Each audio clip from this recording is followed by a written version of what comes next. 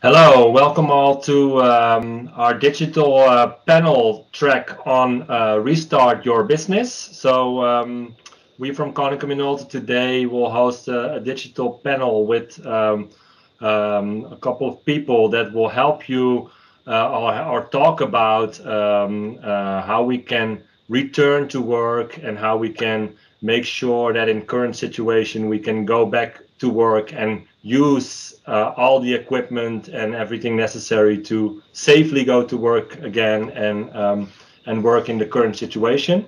I'm Marcel, I'm your host for today, and I will guide you through the session and talk to our participants, who I will shortly introduce just by first name, because probably you will all see names and titles just below in the screen when they pop up. I'm actually from the Netherlands, and we are having participants from all over Europe. For example, we have Olaf in the call, who is there from Germany, who is our DX leader from our European headquarters.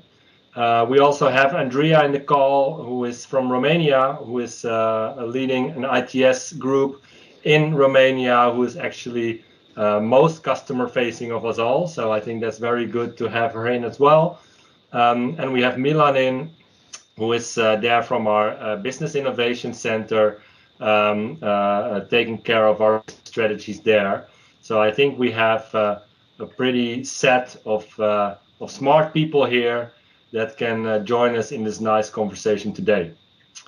So let me immediately dive into the topics with you, and first talk about where we can start from when it comes back to the impact that we have from COVID, because I think everyone had to get used to the fact that we could not go to the office anymore and that we had to work from home, which had quite some impact on businesses when it comes to setting up the right environment for their people, taking care of the culture of the people who have to deal with that situation. All of a sudden, everyone had to stay home. So we had meetings with people with kids on their lap, or we had to get used to the fact that the situation was different than before.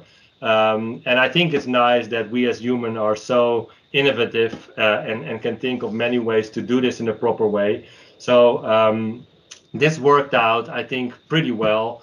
Of course, we saw a lot of businesses had a lot of problems, financial, when it comes to their actual business, but we also saw a lot of businesses picking this up. And now we're actually in the stage where a lot of businesses are opening up again their offices, and we have to get back into a situation where some healthy mixture is there. So it would be nice to discuss this and see what we can do when it comes to returning to the office, when it comes to the cultural part, but of course also to how you can have tools that help you doing this in the most proper way. So if we look into those things, I will drop the first question here. There are many different impacts that COVID had on organizations.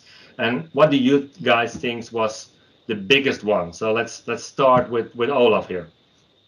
Yeah, I think, Marcel, the biggest impact, of course, was the sudden change, the overnight change, where everybody had to basically or practically work from home, as you just indicated, with the kids on the lap. So that change, of course, made a huge impact to organizations to discover their maturity stage with regards of digitization. So, and in most of the cases, and actually at Konica Minolta, we had been lucky because we have been pursuing this already for quite some time. The facility or to facilitate remote work.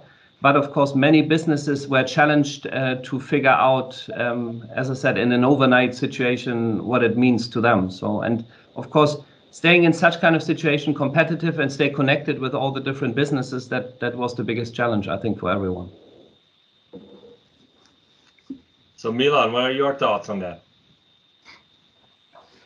Hi, good morning. So yes, I think just to echo what Olaf has mentioned, we need to get into a state of mind of thinking that everything will be okay and the same again after COVID-19 as it was pre-COVID-19.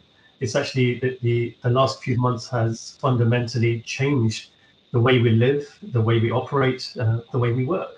And this really has to be reflected into our mindset. For me personally, it's very much around this paradigm shift in terms of a mindset shift and thinking for the foreseeable future. And in parallel to that, we see disruption. This word disruption keeps popping up, and it's ever so fast. And we saw overnight how affected and impacted most of the companies were. And the key learning here is the word of adaptation. How quickly can companies adapt to a constant change? And as Olaf mentioned at Konica Minolta, we've been focusing on this area for a while, and the impact was huge in terms of remote work, which I'm sure we'll touch on later on as well. Thank you, Milan. So also on your side, Andrea, what do you see happens over there, and what do you?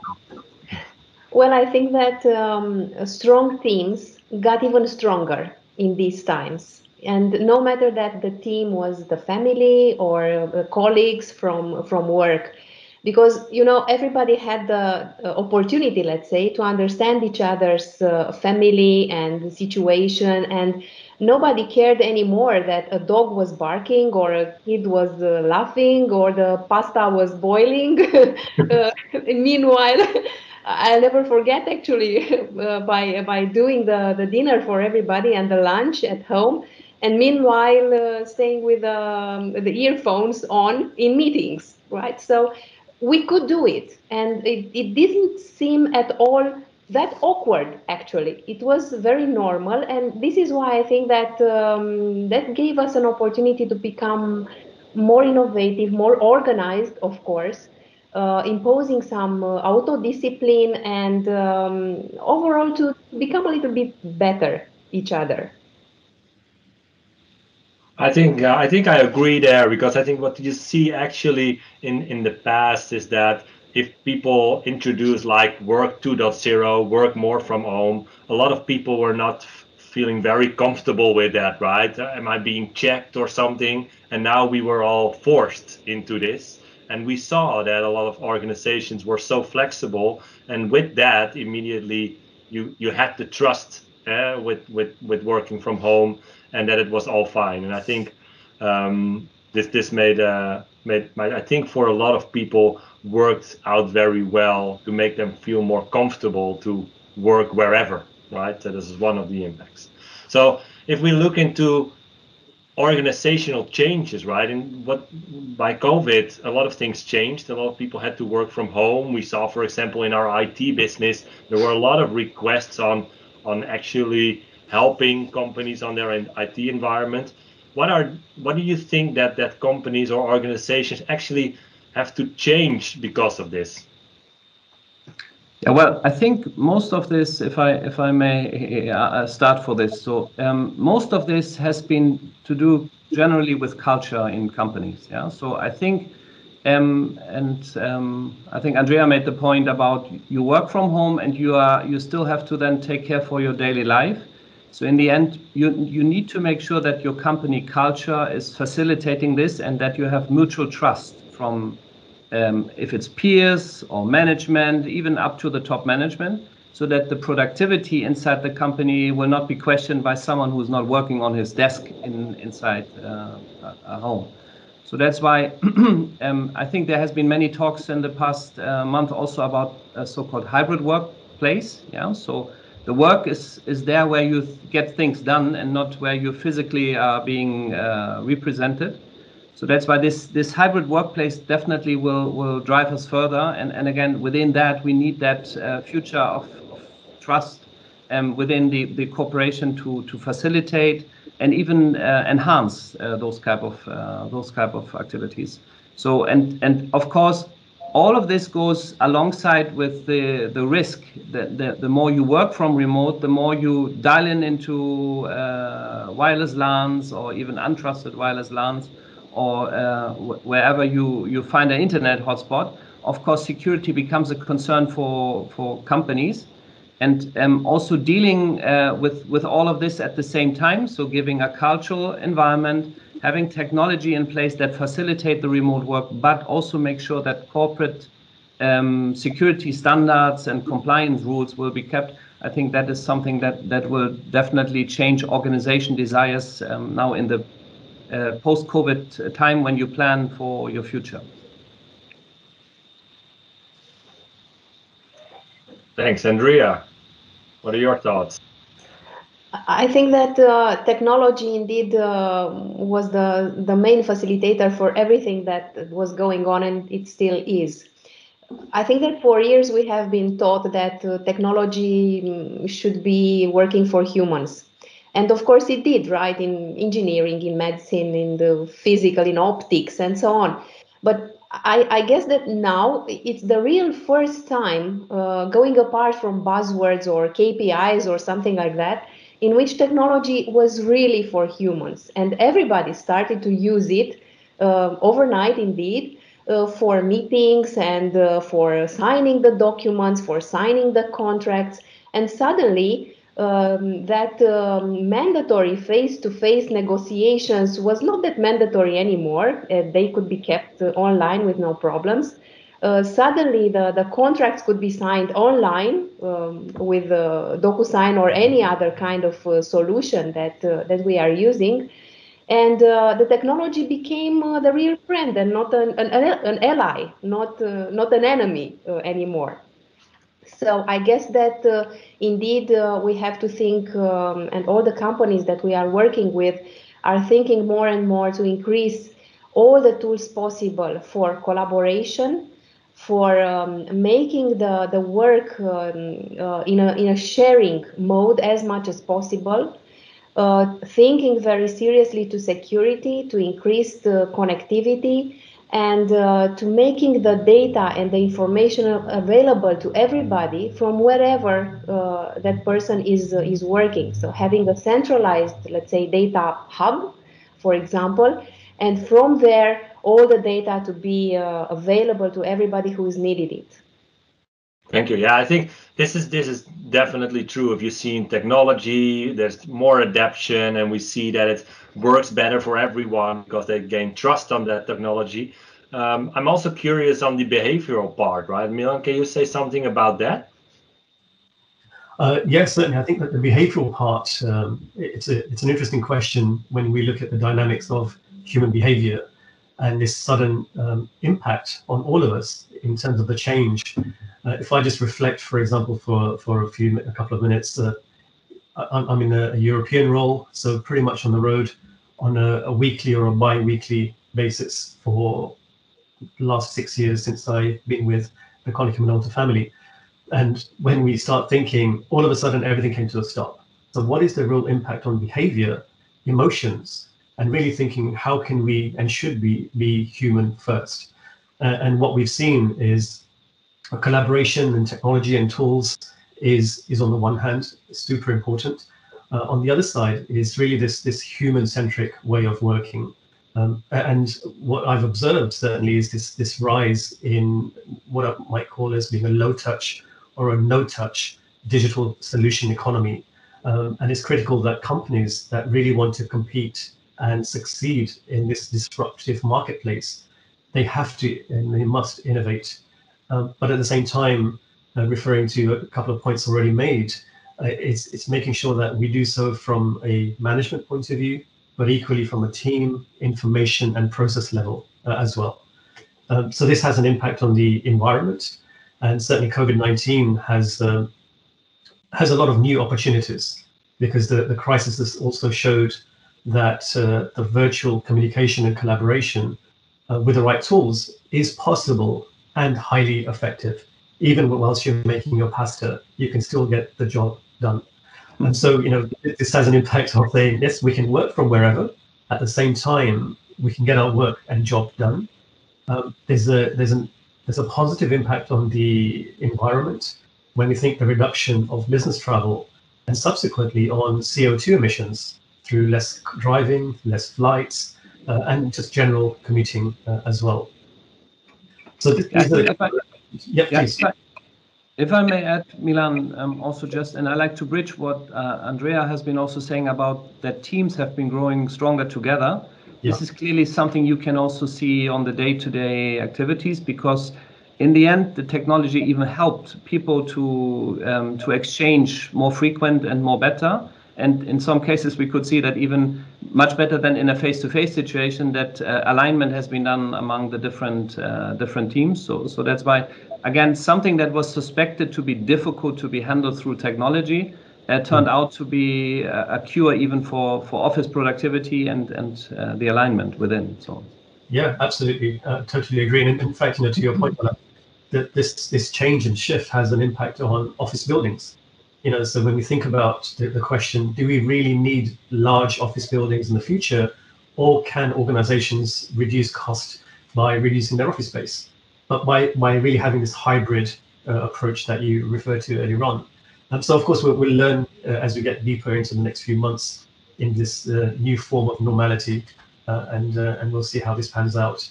But it's really, when we think about the maturity of organizations, so it's important that companies start really thinking about how do they measure their confidence and their level of digital maturity. Yeah, definitely. I think this is what we see more and more. We see now the first people or first organizations starting up again, opening up their doors. People are going back to work. Some are more secure than others. Depending on the country where you live in, the rules are different.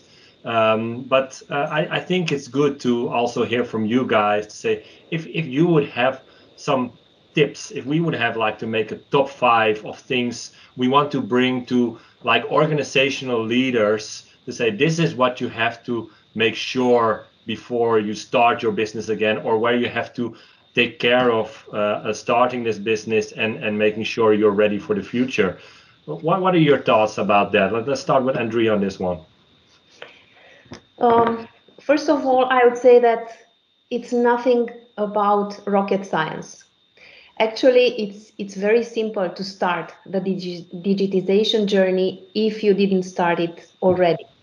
You can start very small with just some, for example, document archiving solution, right? In order to make the documents and the information inside the documents available to everybody who's needed it. Or to implement some electronic signatures, or to do some scan and capture projects in order also to put the data into some data centers. And it doesn't have to be the tier 3 data center or some, I don't know what kind of highly performant server. You can do it with a partner which has a data center, or you can do it with an all-in-one solution that you have inside your company, for example.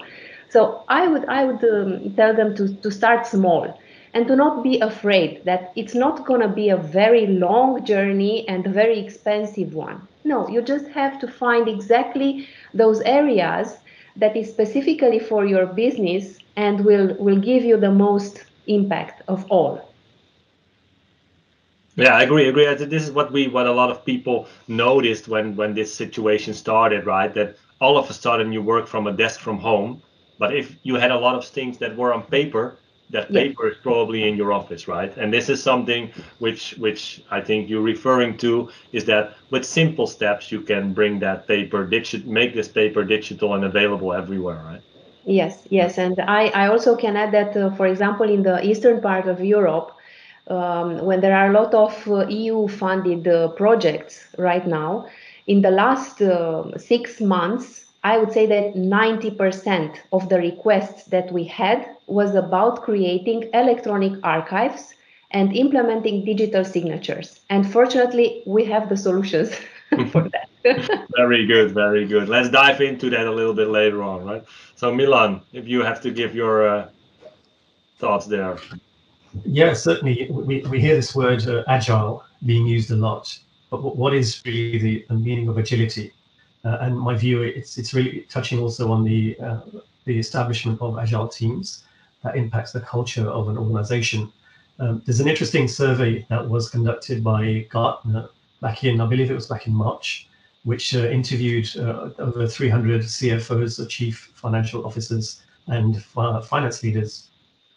And the result revealed that around 74% of those intended to shift some employees to remote work permanently. So when we think about really what is the real impact of that, it's huge. And when we think about, for example, the ability of experts that sit within an organization, and when we think about Europe, for Konica Minolta, with almost 9,000 employees, that's a lot of talent that we have and companies have in their organizations. So it's important to establish agile teams and bringing together experts across different functions that are able to identify new opportunities and, most importantly, really act on them quickly. And so what we see is by increasing exposure to different viewpoints, a lot of new ideas can be found. And it's important then to have the ability to turn these ideas into solutions that help stabilize business operations. Thanks. So Olaf. Yeah, well, one of the major things which is sometimes happening also within big IT projects is that the planning part may take too long and is a too long forecasted project even. And I think Andrea made a good point about start small.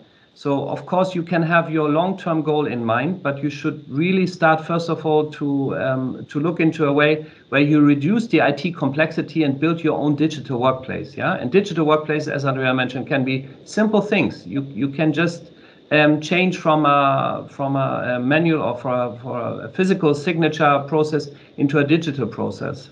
You can work on collaboration tools. So you don't necessarily need your 5-month projects where you invoke so many stakeholders for the discussion, but start with small things and in the first place reduce the complexity of your existing IT infrastructure, because IT is actually there to help and not to be maintained, yeah, by the business. So that's why taking advantage of these days new technologies is, I think, one of the most biggest keys, again, to start a digital workplace. Yeah, exactly. And if I may add to this as well, for those companies that are a little bit more mature in terms of the maturity, there are new technologies, like, for example, augmented reality, that really redefine what digital means. And it's becoming ever more important than before. And so one of the examples is firstly our Generate platform from Konica Minolta that enables customers to bring their print to life. And that helps accelerate the rise of what I call as being digital information consumption. So customers are very easily able to create new experiences, whether it's customer experiences, employee experiences, by overlaying over their physical assets in really a matter of minutes. And so the maturity of digitization and solutions really can help advance your transformation. I think another example, if I may as well, very briefly touch on, is developing what we might refer to as being assisted and connected reality solutions on top of the augmented reality solutions. That could help visual remote support for customers. And we have a solution that's maturing at the moment that companies are welcome to use, should they wish to use a solution that helps customers by solving their problems remotely. And the technology behind this works very, very simply. It's the camera on your smartphone or a tablet, and it has the ability to live stream videos showing the end user scene. And on the other side, you have an engineer. The engineer is able to take a snapshot, provide visual navigation or a pointer, and that's really helping your digital twin assistant by you, but although virtually, through and navigating through a process. And for Konica Minolta, for ourselves in the last 4 to 5 months, we have saved over 1,000 customer visits by being able to fix issues remotely using our AreaLink solution. Thanks, Milan. So yeah, if I listen to you guys, I hear actually a couple of things, right? I said, Andrea, I heard, so okay, don't wait, make those simple steps already on integrating stuff that can be easily done, digital signatures or just digital archiving. I heard Olaf saying, okay, don't forget about your future plans, but start already where you can start and adapt technologies to make sure you can more easily do this. Where Milan said, I think agility is also a very, very important topic, right? Be agile and take the right steps there.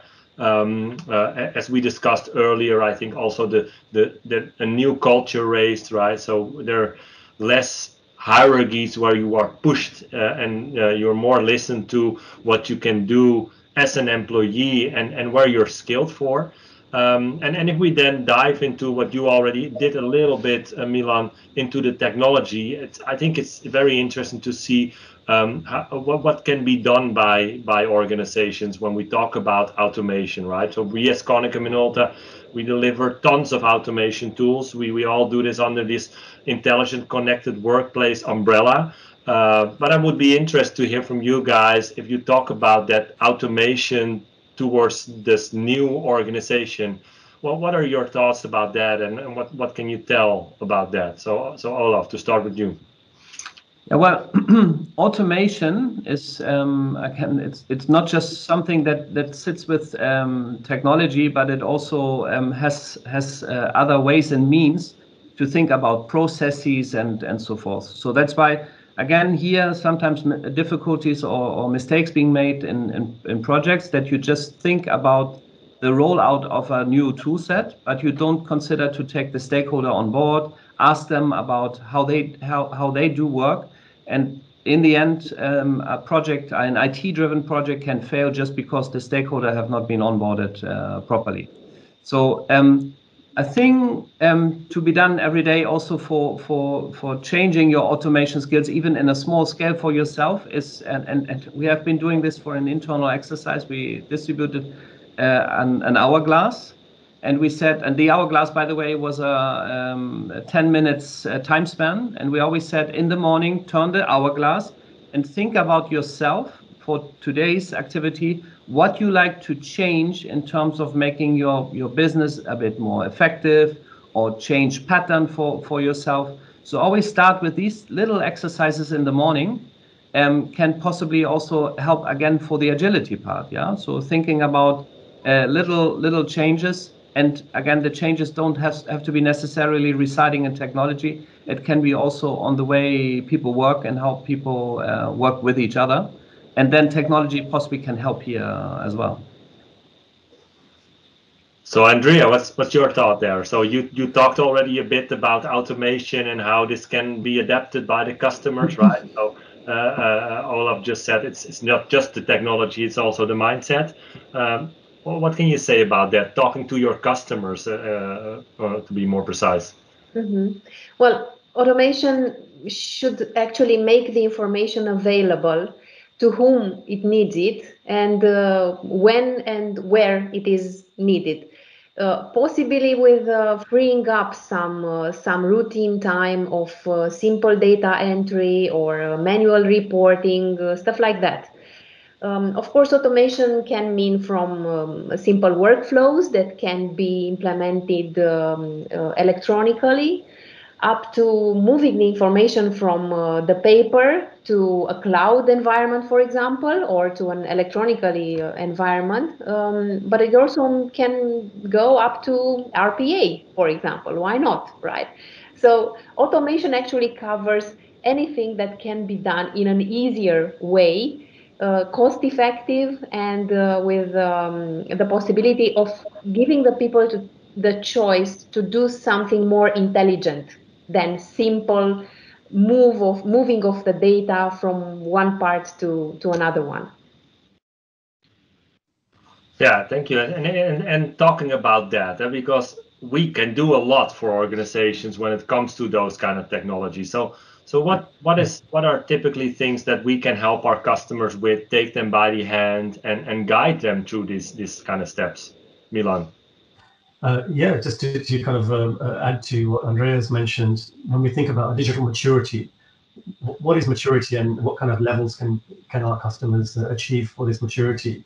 The way we at Konica Minolta position this is through our intelligent connected workplace, and it's really dedicated towards this hybrid workplace approach. and it has 4 levels of maturity. If we start at level 0, and so level 0 is really locked into paper documents in the workplace. And 3 elements of this is connecting your IT. That helps you take yourselves to a maturity level 1.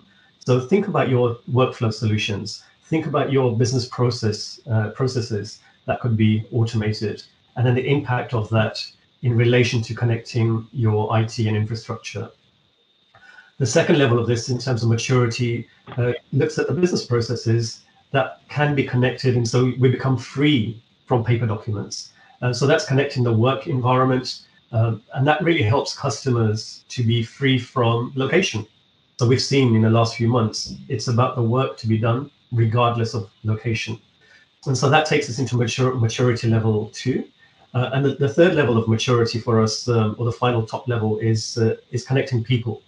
And without people, we would have no work. So we start thinking about knowledge and how can we help customers to dig deeper into the knowledge and of their people, of their customers, and subsequently use this data-driven approach so that collaboration solutions become easier, knowledge management becomes much more simplified, and above all, the intelligence part is really helping us as consumers and customers to make decisions much more faster. So it's enabling decision support systems by providing this intelligence behind the digital workplace. Yeah, can I just add here also just a little sentence, because sometimes also Konica Minolta is being asked, so what is your desire inside the IT landscape?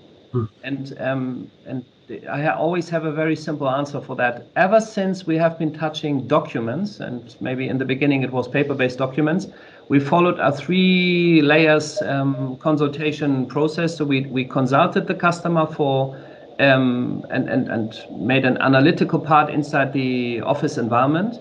We then did an implementation project, so to properly implement, and as to my point for the education part, we also, there is a very essential piece to bring everybody onboarded and take on to the journey.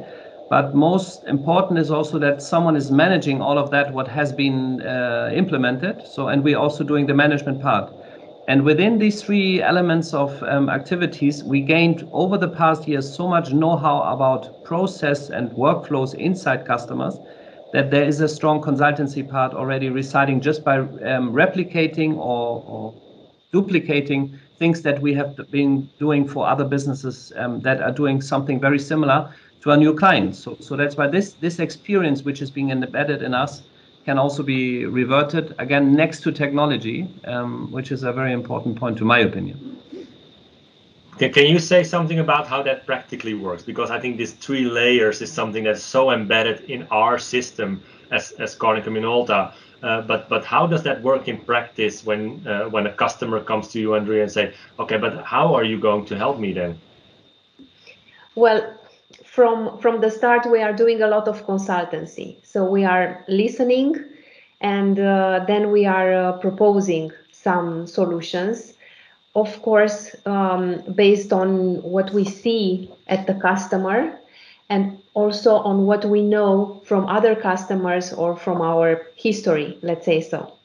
And I believe that we are in a very, very good position.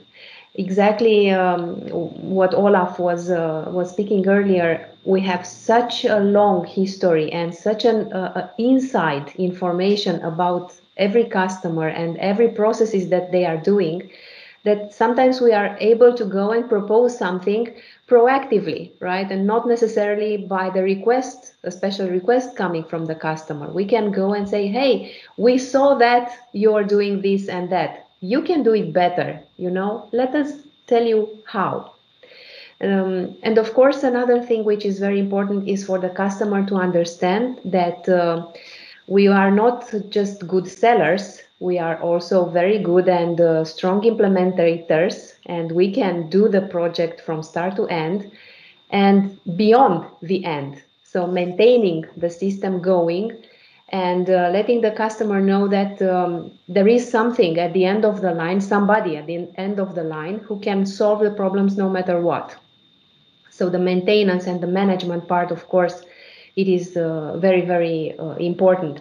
And in this respect, I believe that we are in a very good position because we know how to deal.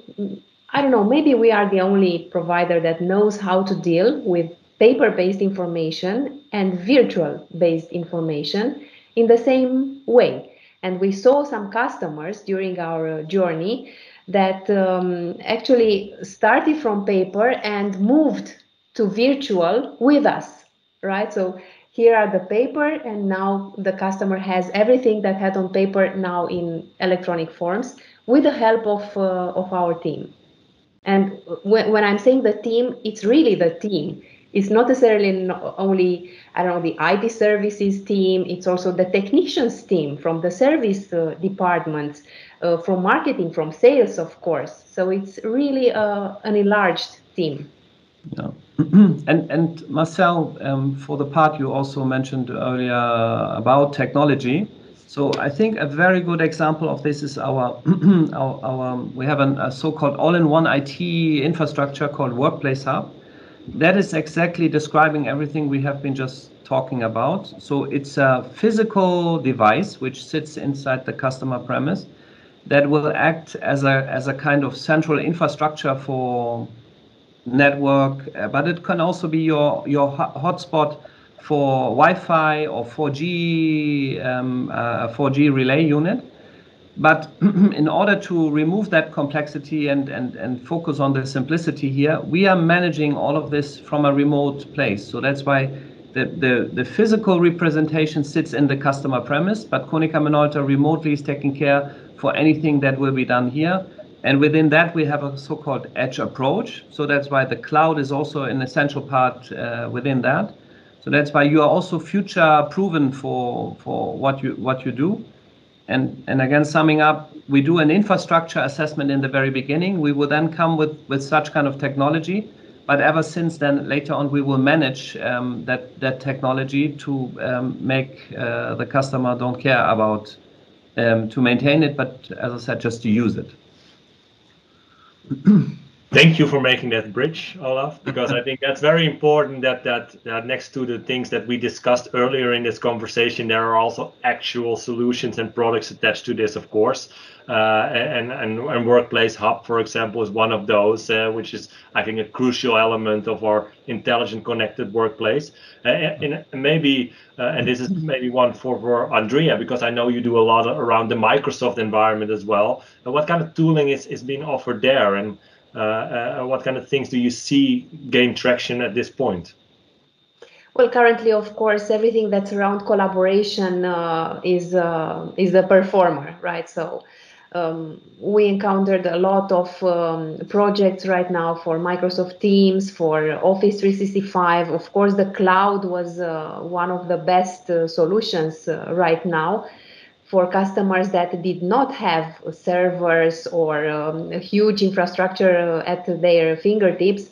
So they decided very quickly to move into the cloud, and not just move with some email and calendar and Teams, so the social collaboration tools, but also with some document management solutions inside Office 365, or some scan and capture solutions which are making the bridge between the physical world of the paper-based document and the document in its virtual life, sitting, for example, in Microsoft Office 365.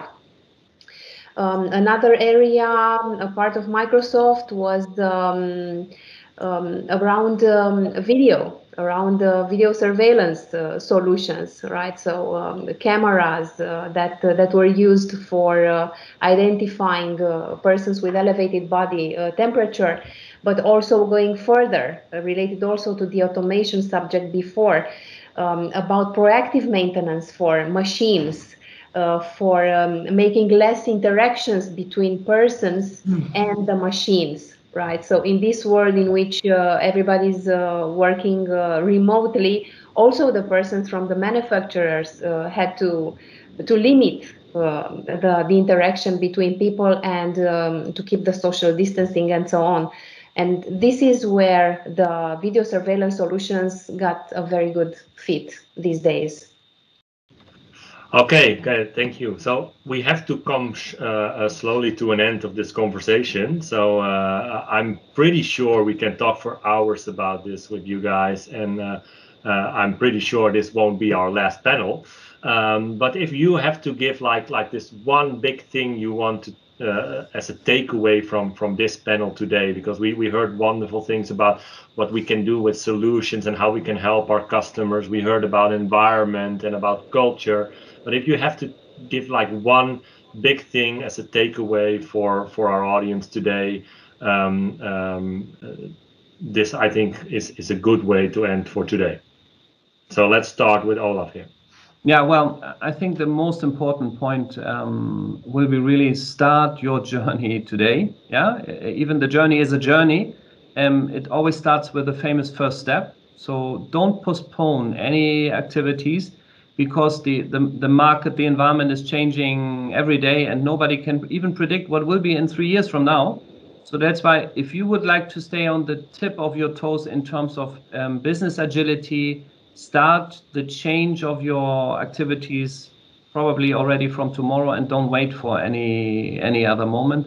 That would be my biggest part. And maybe just adding also to everything we have been saying, try to remove the stupid work out of the daily routines, and let technology help here to make it simplified. So and spend energy on something else with your employees' force. Thanks. Milan. So yes, certainly I'd like to use 3 words and a quotation, if I may, Marcel. So when I think about this intelligence and a takeaway, so innovative. You shouldn't just rely on an innovation team to be innovative. We are all creative. We are all innovative. So innovative.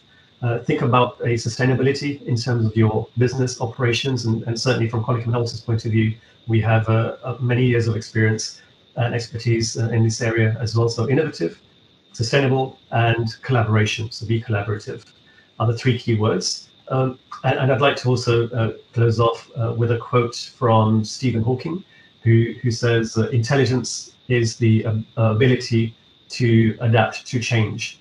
And so, we are really here to help in terms of the adaptation of that change.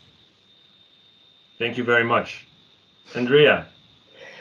I would say, what is the one change you will do today in order to be sure that tomorrow your business will go on?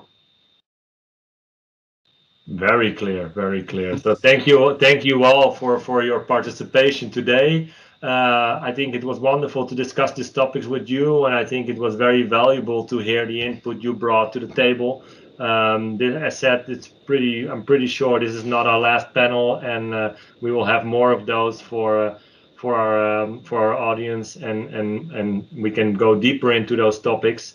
For today, I think there were a lot of learnings about how you as human can be very flexible and innovative, and make sure that you can adapt to current situations, where there is also technology that can help you already in a very easy way to, even if you are already at a certain level, in more complex ways.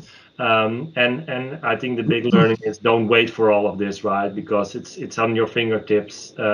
Start today, and if you need any help, please make sure that you reach out to the right people there.